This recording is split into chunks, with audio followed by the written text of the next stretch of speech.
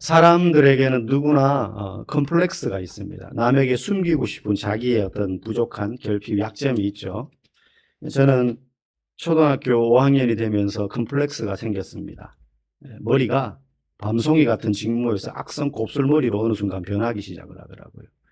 그래가지고 이게 머리가 관리가 안 돼요. 여러분 곱슬머리이신 분들은 그 고초를 잘 아실 겁니다. 바람이 불어서 머리가 한번 이렇게 되면 그냥 이 상태로 돼요. 새집. 예. 좋은 건 있습니다. 비를 어지간히 맞아도 물이 잘 안 스며들어요. 머리가 하도 꼬불꼬불하게 돼 있어가지고. 그래서 어떤 분들은 야 파마값 줄어서 좋겠다 뭐 이런 이야기 하는데 그건 속을 몰라서 하는 소리입니다. 제 평생 소원이 그때 뭐였냐면 바람결에 머리털이 휘날려 보는 거였어요. 휘날린다 이런 게 없거든요. 곱슬머리는. 더군다나 악성은. 그냥 바람 불면 휙 그냥 이렇게 되고 마는 거예요. 그냥 이렇게. 그러니까 이게 너무 제 머리결이 마음에 안 들어서 그냥 거울을 보고 아무리 해도 이게 이렇게 해도 마음에 안 들고 저렇게 해도 마음에 안 들고 하여튼 그랬었습니다. 지금은 이렇게 좀 나이도 먹으면서 머리빨도 가늘어지고 어느 순간 머리가 이렇게 다 펴졌어요. 예. 또 하나님의 은혜인 줄 믿습니다. 하여튼 저한테는 그게 컴플렉스였습니다. 아마 그런 분들이 있을 거예요. 뭐 머릿결이라든지. 난 키가 너무 작아. 키는 작은데 발은 막 270, 80이야. 뭐 왕발이야. 뭐 이런 것도 컴플렉스이신 분들이 있을 겁니다. 오늘 본문에 등장하는 헤롯이라는 왕이 있습니다. 근데 헤롯 왕도요, 콤플렉스가 있었어요. 그게 뭐냐면 혈통이었습니다. 혈통. 이 헤롯이 누구의 후손이냐면 에서의 후손입니다. 에서가 누구죠? 이삭의 두 아들 야곱과 에서, 그 중에 맏아들이 에서 아닙니까? 그죠? 에서는 어떤 사람이었어요? 한마디로 남자다 이거예요. 이제 남자예요, 남자. 사냥 좋아하고 맨날 들로 산으로 돌아다니고 바깥에서 외향적으로 자기 동료들하고 어울리고 이런 사람이었어요. 반대로 동생 야곱은 어땠습니까? 굉장히 내향적입니다. 그래서 놀면은 물론 상상의 영역이지만 공기놀이하고 엄마 치마 폭에 쌓여가지고 엄마가 음식 만들면 부엌에서 같이 돕고 뭐 이런 이제 완전히 형제가 반대되는 그런 스타일이었어요. 어느 날 우리가 잘 아는 이야기지만 에서가 들에 나갔다가 돌아왔는데 너무 배가 고파요. 마침 야곱이 팥죽을 써서 먹으려고 하고 있었어요. 그래서 에서가 묻습니다. 야 동생 야곱아, 나 지금 너무 배고프니까 그 팥죽 좀 내게 줘라. 나 좀 줘라. 근데 이 야곱이 선천적으로 머리가 잘 돌고 좋은 말로 머리가 잘 도는 것이고 좀 부정적으로 이야기하면 잔대가리가 잘 도는 교활합니다. 그래가지고 이거를 그냥 주면 안 될 것 같아. 형이 보니까 우리 형은 먹는 거 배고프면 못 참는 성격. 그래서 이걸 주면서 이렇게 막 형 내가 이거 팥죽과 떡을 줄 테니까 장자권을 나한테 팔아. 장자의 명분을 나한테 팔아. 그러자 에서가 그딴 게 뭐라고 그러면서 너 해 하고는 그냥 그게 무슨 장자권이라는 게 뭐 이렇게 영수증으로 주는 게 아니에요. 그냥 말로 그래 알았어 하고는 팥죽이랑 떡을 먹습니다. 먹게 돼요. 그런 일이 있게 되죠. 말도 안 되는 계약이 구두로 이루어진 거예요.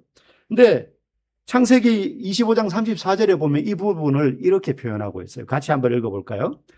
야곱이 떡과 팥죽을 에서에게 주매 에서가 먹으며 마시고 일어나서 갔으니 에서가 장자의 명분을 경홀히 여김이었더라. 아멘. 그냥 그들 간의 거래에서는 아유 알았어 그래 너 해 너 가져 이러고 끝났을지 모르는데 성경은 그걸 어떻게 기록하고 있냐면 에서가 장자의 명분을 경홀히 여겼다 그랬어요.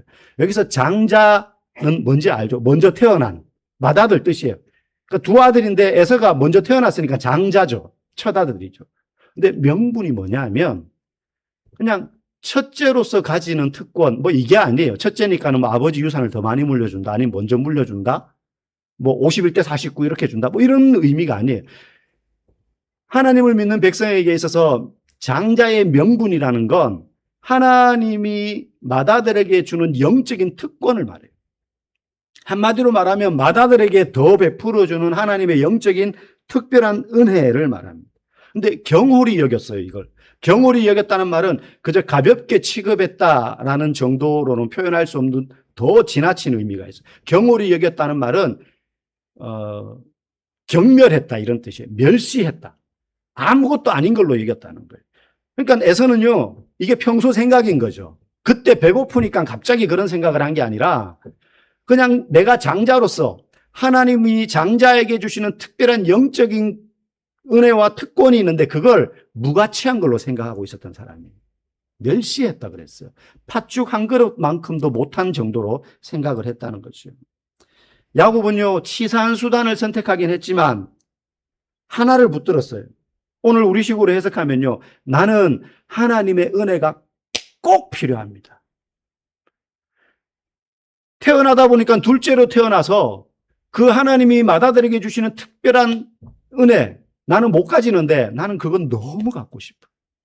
하나님의 은혜가 나는 정말 필요해. 그렇게 생각한 반면에 에서는요, 그 영적인 문제를 아무것도 아닌 것으로 취급해버린 거예요. 에서는 왜 그렇게 생각했을까요? 자기를 믿었어요. 힘이 있죠. 능력이 있죠. 자기 힘으로 얼마든지 인생을 잘 살 수 있을 것 같아요. 아버지가 또 에서를 사랑해요. 엄마는 야곱을 사랑하지만 축복을 주실 아버지가 자기를 더 사랑한다는 걸 알아요. 모든 외형적인 조건, 자기의 의지, 능력, 신분 이런 걸 봤을 때 하나님의 은혜가 특별히 필요하지 않다고 생각했던 거예요. 여러분, 그래서 우리가 인생을 살면서요, 다 가지고 많이 가진 사람들 보면 살짝 교만하기 쉽습니다. 그게 막 목에 힘주는 그런 교만이 아니라 뭐 하나님 도움 없어도 내 힘으로 얼마든지 이 세상 사는데 문제 없지. 이렇게 생각하기가 쉬워요. 에서가 그렇게 생각했다는 거예요. 그런데 야곱은 어떻습니까? 나는 하나님의 은혜가 아니면 살 수 없어요. 그만큼 약점도 많고 형처럼 힘이 센 것도 아니고 활동력이 좋은 것도 아니고 그저 나는 집안에서 엄마하고 있는 거 좋아하고 내 힘으로 인생을 개척하고 뭐 이런 거는 꿈도 못 꿔요. 유약해요. 그래서 하나님이 내게 은혜를 주시지 않으면 저는 안 됩니다. 오늘 우리식으로 고백하면 저는 예수님이 꼭 필요합니다. 그런 마음의 기본을 가지고 있었던 것이 야곱이었어요. 에서는 영적인 필요를 느끼지 않았던 사람이에요. 그게 불필요하다고 생각했던 사람인 거죠. 헤롯이 바로 이 에서의 후손입니다. 에서의 후손이에요. 여러분, 누가 필요해요? 뭐가 필요합니까? 이 세상을 살아가면서 돈도 필요하고 건강도 필요하겠죠. 여러분을 지지해주고 도와주는 사람들도 주변에 필요합니다. 좋은 동료들 너무 중요해요. 저도 자녀들을 위해서 축복 기도할 때 어릴 때 항상 그렇게 기도했어요. 하나님, 좋은 만남을 허락해 주십시오. 첫 번째는 좋은 목자를 만나게 해 주십시오. 이 자녀들이. 좋은 목회자 만나게 해주세요. 영원히 뭐 아버지 교회 다닐 거 아니지 않습니까? 나중에 출가하면 각자 다 알아서 교회 갈 텐데 좋은 목회자 만나게 해주십시오. 그리고 좋은 선생님 만나게 해주십시오. 그리고 마지막으로 좋은 친구들 만나게 해주십시오. 너무너무 중요하죠. 그런데 그 모든 중요한 만남보다 더 중요한 게 뭐냐? 예수님과의 만남. 예수님이 내게 절대적으로 필요하다. 다른 것 다 없어도 예수님만 내게 있으면 돼라고 생각할 만큼 그 예수님을 소중히 여기고 이런 영적 문제를 절대 가볍게 여기면 안 됩니다. 여러분, 기도, 예배, 성경 읽는 거 이런 거 잘 안 될 때 이게 돈 벌고 자녀가 공부 잘하는 것보다 더 심각한 문제라고 여길 수 있어야 돼요. 여러분의 자녀에게 부모로서 물려줄 수 있는 최고의 유산은 재산이 아닙니다. 기술이나 실력이 아니에요. 믿음의 유산인 거예요. 믿음의 유산. 아이고, 목사님이니까 저런 말씀하시지. 목사님이 세상을 안 살아봐서 그래. 할 말은 없어요. 저는 일단 세상 직업을 그렇게 가져보진 않았으니까. 네. 근데 성경이 그걸 이야기해요. 바울이 사울일 때 예수를 핍박하다가 예수를 믿고 난 다음에 어떻게 했습니까? 자기가 이전에 가졌던 모든 것, 앞에서 방금 우리가 말한 인맥, 학연, 혈연, 유대인 중에 유대인이요. 나면서부터 그는 바리새인이요. 그리고 최고의 학파에서 학문을 배운 엘리트였어요. 학연, 지연, 혈연, 인연, 그거 다 뭘로 여겼다고요? 예수를 알고 난 다음에 배설물. 우리말로 번역하면 똥으로 여겼다. 똥으로 여겼죠. 왜? 이유까지 말해요. 예수 그리스도를 아는 지식이 가장 고상함을 내가 알았기 때문에. 이거는 도구. 예수 그리스도를 드러내고 나타내기 위한 도구다. 돈이며 지식이며 기술이며 인맥이며 결국은 예수밖에 안 납니다. 저와 여러분이 정말로 이 영적인 문제에 고민을 하고 내 안에 예수로 충만해지는 그런 간절한 소원을 품고 살아가기를 주의 이름으로 간절히 소망합니다. 이제 이 헤롯이 지난 시간에 배운 것처럼 베드로를 야고보를 죽이고 그리고 베드로도 죽이려고 옥에 가뒀었는데 주의 사자가 도와서 베드로가 옥에서 탈출하게 되죠. 그리고 나서 기도하고 있는 형제들에게 베드로가 나타나서 그 사실을 알리게 되고 나중에 헤롯이 그 소식을 듣게 됩니다. 깜짝 놀라겠죠. 그래서 파수꾼, 베드로를 지키던 파수꾼들을 다 죽여버립니다. 죽이고 난 다음에 이 헤롯이 어디로 가느냐? 가이사랴라는 도시로 가요. 여러분, 가이사랴라는 도시는요, 그 당시 로마 황제를 가이사라고 불렀어요. 칭호예요. 황제에 대한 칭호. 가이사. 영어로 시저. 카이사르 이렇게 말하잖아요. 황제가 그 넓은 지역을 혼자 다 못 다스리기 때문에 지역마다 따로 자기 밑에 분봉왕을 세웠어요. 유대 지역을 다스리는 분봉왕으로 이제 헤롯을 임명했는데 원래는 전통적으로 유대 땅을 다스릴 자기를 대신해서 통치할 분봉왕을 세울 때는 혈통적으로 유대인을 임명합니다. 왜냐하면 유대인들은 혈통의 민족성이 굉장히 강해서 저항심이 많아요. 그래서 자기들과 다른 혈통의 사람이 자기들을 통치하는 것에 대해서 굉장한 거부 반응이 있어요. 그래서 로마 황제도 그걸 알기 때문에 원활한 통치를 위해서 유대 지역을 다스릴 때는 유대 혈통의 왕을 세웁니다. 그런데 이 헤롯은 누구의 혈통이라 그랬어요? 에서의 혈통이에요. 그러니까 엄밀히 따지면 위로 올라가면 하나지만 이삭 이후 이스라엘 백성은 야곱의 후손이에요. 근데 헤롯은 에서의 후손이 나중에 에돔 족속이 돼요. 에돔 족속 구약에 나오는 에서의 후손이. 그래서 에돔 족속이 끊임없이 이스라엘 유대 민족을 괴롭히거든요.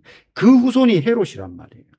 그래서 헤롯은 늘 혈통적으로 문제가 있었기 때문에 이게 컴플렉스였다는 거예요. 왕으로 임명받아서 유대 땅을 다스리긴 하는데 유대인들이 자기를 인정하지 않는다는 걸 알아요. 말을 잘 안 들어 처먹어 유대인이. 황제의 말도 잘 안 듣는데 그래서 막 중간중간에 유대 역사에 보면 황제에 대해서 반란을 막 일으키거든요. 그래서 헤롯은 늘 이게 고민이었어요. 그래서 이 헤롯이 이 컴플렉스를 감추기 위해서 유대교를 믿지도 않으면서 유대교 제사장의 딸과 결혼을 해요.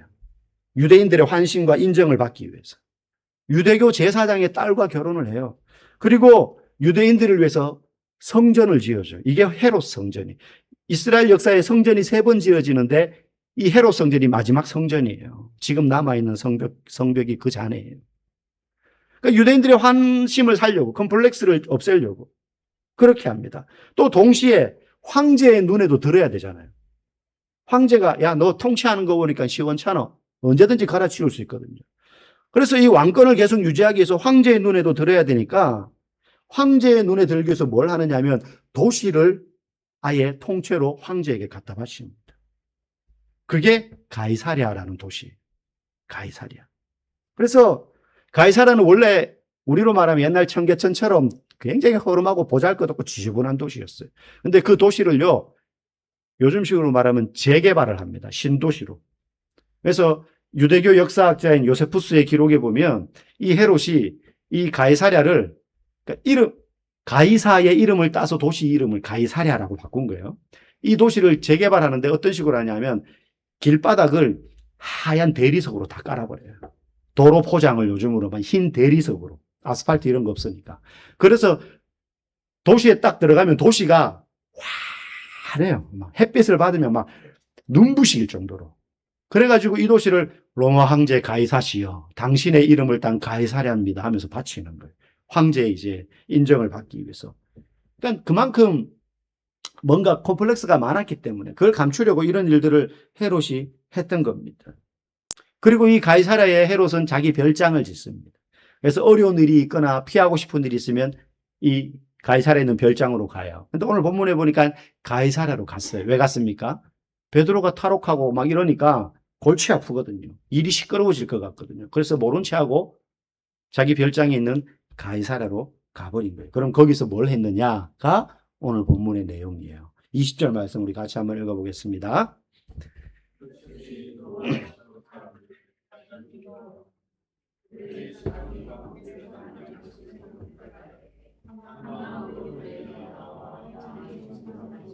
블라스도를 설득하여 화목하기를 청한지라. 아멘. 지금 이게 무슨 말이냐면 그 당시 이스라엘이 유대 지역의 변방에 두로와 시돈이라는 지역이 있었어요. 근데 이 지역은 안 나는 자연 자원, 그러니까 뭐 천연 자원들, 뭐 돌이라든지 나무라든지 이런 것들이 너무너무 풍성하게 나는 지역이에요. 그래서 구약에 보면 솔로몬이 성전을 지을 때 백향목을 어디서 빌려와요? 두로와 시돈에서 공수받아요. 이스라엘은 그런 나무가 안 나요. 그래서 자원이 엄청 풍부한데 딱 하나 이 지역에서 생산되지 않는 게 있었어요. 그게 뭐냐면 식량 자원이었어요. 우리는 말하면 쌀 농사가 안 돼. 농사가 안 돼요. 그래서 이 두로와 시돈 사람들은 항상 헤롯, 유대를 다스리는 헤롯과 무역을 하면서 자기들 땅에 나는 식량 외에 돌이며 나무며 이런 것들을 주고 식량을 사오는 거예요. 이렇게 두로와 시돈 사람들이 먹고 살았는데 헤롯이 그걸 딱 부여잡고 이 두로와 시돈 사람들을 옥죄는 거예요. 여러분 식량이 중요하겠습니까? 그런 자원이 중요하겠습니까? 돌나무야 뭐 없으면 없는 대로 그냥 풀떼기로 이고 살면 돼요. 근데 먹을 거 없으면 안 되잖아요.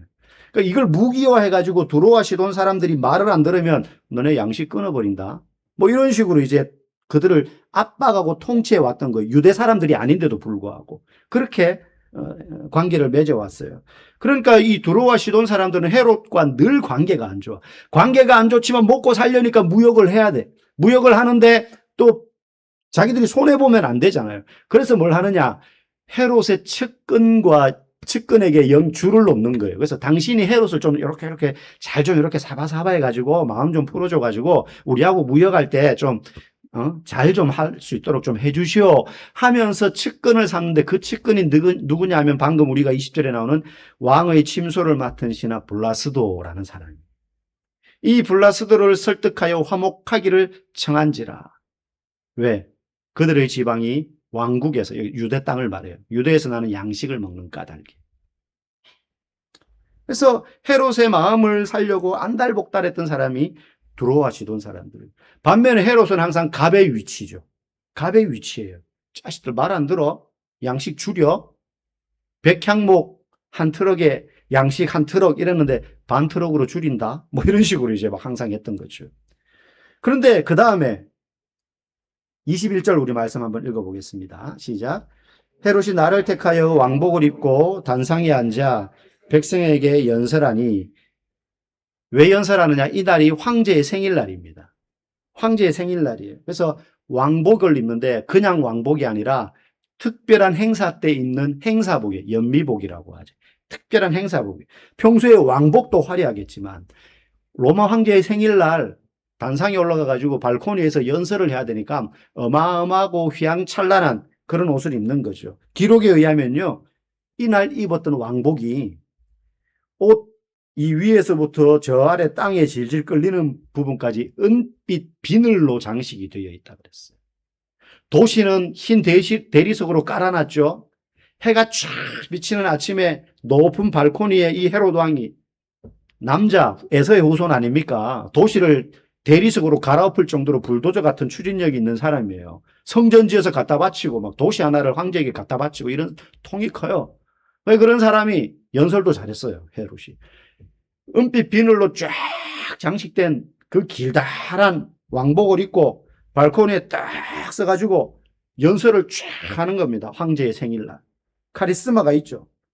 그 밑에서 그 번쩍번쩍 햇빛에 빛나는 왕복을 입고 연설하는 우렁찬 목소리의 헤롯의 음성을 듣고 사람들이 어떻게 되느냐?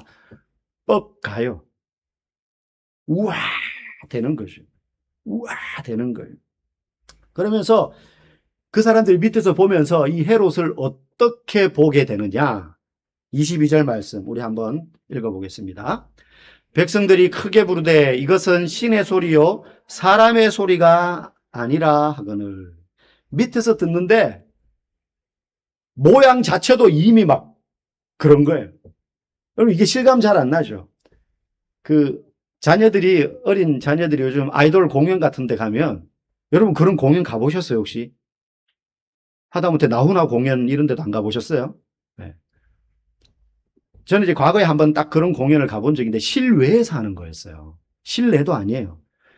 실외 노지인데 저도 모르는 아이돌이에요. 걔들을 보려고 간 게 아니라 뭐 다른 행사인데 갔는데 걔들이 공연을 하는 순서에서 듣는데 나중에 보니까 그 친구들이 여러분 아세요? 우리 청소년들 FX라고. 지금은 그 친구들 오래된 친구들인데 신인 때였어요. 나중에 그 친구들 막 세계적으로 유명한 스타가 되더라고요.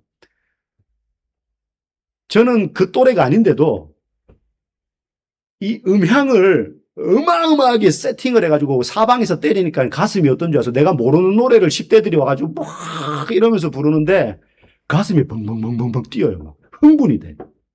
막 이게 감정이 요동을 해요. 근데 내가 좋아하고 선망하는 아이돌이 실내 체육관 같은 데서 그런 음향으로 조명 쫙 해가지고 막 분위기 쫙 해가지고 음악을 빵 때리잖아요. 혼이 빠집니다. 혼이 빠져요. 제정신이 아니에요. 거기 있으면. 그런 거 상상하시면 돼요. 헤롯이 그렇게 하니까 밑에서 보니까 사람들이 막 뻑 가는 거예요. 이것은 사람의 소리가 아니고 신의 소리다. 햇빛 쫙 받으면서. 그랬던 헤롯이에요. 두려워하시던 사람들에게 대해서는 갑질하고 그렇게 쫙 자기의 영광을 드러내고 이랬던 헤롯이었습니다. 그런데 그랬던 헤롯이 어떤 최후를 맞이합니까? 그가 그런 영광을 하나님께 돌릴 리가 만무하죠. 더군다나 사도들을 잡아서 핍박하고 죽였던 사람 아니겠습니까? 이 헤롯이 결국 벌레에게 먹혀서 죽게 돼요. 오늘 본문에는 벌레에게 먹혀 죽었다 이렇게 되어 있죠. 근데 실제 역사 기록에 보면 이날 이렇게 왕복을 입고 연설하고 난 다음에 5일 동안 복통을 계속 앓습니다. 5일 내내 복통을 앓다가 닷새 만에 죽어요. 실제 헤롯이. 성경에는 벌레에게 먹혀 죽었다 이렇게 되는데 그게 뭐 진짜 뭐 이렇게 곤충 벌레가 막 사람을 갉아먹었다 이런 의미가 아니라 상징적인 의미죠. 요즘 같으면 병명을 확실히 아는데 과거에는 모르니까 표현을 그렇게 하는 거예요, 이제. 표현을. 그래서 옛날 성경에는 충이 먹어 죽었다 이렇게 되어 있죠. 벌레 충자 써가지고. 실제는 복통을 앓다가 죽어요. 근데 오늘 본문에 보니까 누가 그를 친 거예요? 주의 사자가. 주의 사자가 헤롯을 쳤어요. 이 주의 사자가 누구냐? 얼마 전에 베드로를 감옥에서 구출해냈던 그 천사와 동일한 천사죠. 여러분, 자, 헤롯을 잘 보세요. 예를 들면 이런 거예요. 한 동물원에 기세등등하고 무섭게 생긴 백수의 왕 사자가 우리에 있어요. 사육사가 고기를 갖다 줄 때마다 고분고분하게 고기를 먹지 않아요. 으르렁거리면서 나는 고기보다 너가 더 맛있어 보여. 막 이런 표정으로 으르렁거리면서 공격적으로 대하던 그러면서 자기의 위세를 나타내는 사자 한 마리가 있었어요. 그런데 어느 날 그 동물원에 파업이 일어났습니다. 그래서 사육사들이 3일 동안 동물들에게 먹이를 주지 않아요. 사자가 3일 동안 쫄쫄 굶습니다. 3일이 지나고 4일이 지나고 5일이 지나니까 사자가 이제 피골이 상접해지는 매일 고기 얻어먹다가 그래서 바싹 말라요. 사자가 그제서야 깨닫습니다. 내가 으르릉거리면 무서워가지고 겁에 질려서 얘들이 나한테 고기를 주는 줄 알았는데 사실은 내가 무섭게 해서 고기를 먹었던 게 아니라 사육사가 줬으니까 내가 먹고 살았던 거구나. 이걸 그때 깨달아요. 무슨 말이냐? 헤롯이 이전에는 두로와 시돈 사람들을 양식으로 겁박하면서 갑질하고 백성들 앞에서 쫙 와가지고 연설하면 밑에서 헤롯 그러면서 막 당신 대단합니다라고 말해주고 야고보를 칼로 죽이니까 사람들이 헤롯을 칭송하고 베드로마저 죽이려고 교회를 핍박하고 그렇게 할 때는 자기가 잘나서 그런 줄 알았어요. 내가 왕이니까 내가 혈통적으로 약점이 있지만 성전도 지어주고 그리고 제사장 딸과도 결혼하고 황제에게 도시도 갖다 바치고 이러니까 자신의 왕권이 공고하고 내가 뭘 하든지 이제 이 힘으로 내가 원하는 대로 다 살 수 있겠구나 이렇게 생각을 했지만 이 우리에 갇힌 사자처럼 사육사가 먹을 거 며칠 안 갖다 주니까 야 이건 내가 대단해서 먹고 산 게 아니라 저 사육사가 밥을 안 주면 나는 꼼짝없이 굶어 죽는구나 하는 거를 헤롯의 말로를 보면서 우리는 배울 수 있는 거예요. 헤롯이 힘이 있고 능력이 있고 실력이 있는 것 같았지만 하나님이 주의 사자를 통해서 그를 치니까 닷새 만에 죽는 거예요. 닷새 만에 죽는 거예요. 생명의 주권이 어디에 있습니까? 하나님께 있어요. 하나님께 있어요. 결국 이 모든 일의 결과 24절 말씀 우리 같이 읽어봅시다. 하나님의 말씀은 흥왕하여 더하더라. 아멘. 야고보가 순교당하고 베드로마저 감옥에 갇혀가지고 언제 죽을지 모르는 상황에 있었고 헤롯은 계속해서 기세등등하게 잘 나가고 왕권은 더욱더 강화되고 그런 자리에 있었지만 결국은 하나님께서 세상의 권세 속에서도 때로는 그 권세를 이렇게 꺾으시면서 하시고자 하시는 일은 뭐냐? 하나님의 말씀이 계속해서 전파되는 거예요. 하나님이 헤롯을 죽인 건 너 왕권 별거 아니야. 그거 알아야 돼. 뭐 그런 거 가르쳐 주려고 하신 게 아니에요.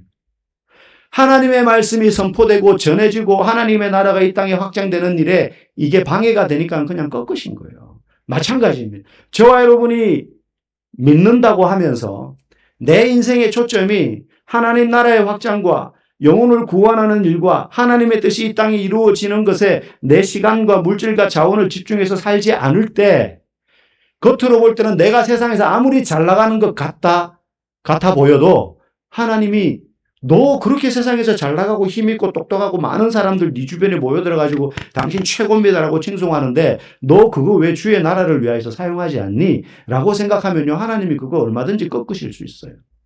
반대로 내가 가진 거 부족하고 지금 몸도 아프고 연약하고 힘이 없는 것 같아도 없는 시간 쪼개서 하나님을 위해서 봉사하고 그리고 내가 주님의 말씀을 읽기 위해서 막 졸리는데 막 때려가면서 말씀을 읽고 그렇게 하면서 또 만나는 사람에게 복음을 전하고 전도하기 위해서 기도하고 그를 위해서 VIP를 마음에 두고 늘 염려하면서 기도하고 그렇게 살면요 내가 많은 자원을 가지고 살든 그렇지 못하든 그 모습을 보시고 하나님이 그를 주의 사자를 통하여서 도우시는 것이에요. 하나님의 관심은 왕권에 관심이 없어요. 헤롯이 얼마나 대단한 사람이 되느냐, 이스라엘 백성들 얼마나 통치 잘하느냐, 그런 데 관심이 없고 하나님의 복음이 어떻게 전파되느냐, 거기에 관심이 있으신 겁니다. 오늘 하나님은 그렇게 일하십니다. 언뜻 보면 실패 같아 보입니다. 야고보도 죽고 베드로도 옥에 갇히고 탈출했지만 뭐라 따로 변화되는 것 같지도 않고 뭐 그 이후로 폭발적으로 막 사람들이 늘어나는 것도 아니고 헤롯은 점점 더 힘이 세지고 실패한 것처럼 보여요, 교회가. 하나님의 나라가 이제는 더 이상 확장되지 않는 것 같은 상황처럼 보여요. 그럼에도 불구하고 하나님의 말씀은 더 흥왕해져 가더라. 더 풍성해져 가더라. 예수 믿는 사람의 특권이 뭔 줄 아세요?